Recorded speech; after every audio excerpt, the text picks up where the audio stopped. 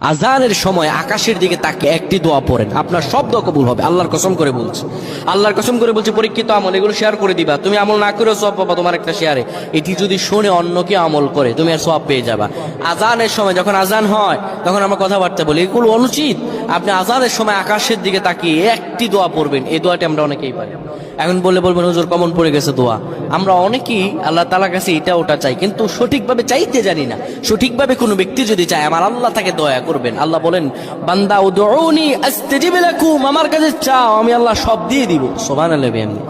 যখন আপনার আজান হয়, আজানের সময় আপনি আসমানের দিকে তাকান, তাকিয়ে আপনি বলুন, পড়তে থাকেন, আল্লাহুম্মা আনতা রাব্বি লা ইলাহা ইল্লা আনতা খলাকতানি ওয়া আনা আবদুকা ওয়া আনা আলা হাদিকা ওয়া ওয়া'দিকা মাসতাতা'তু আউযু বিকা মিন শাররি মা সানা'তু আবু'ু লাকা বিনি'মাতিকা আলাইয়া ওয়া আবু'ু বিযানবি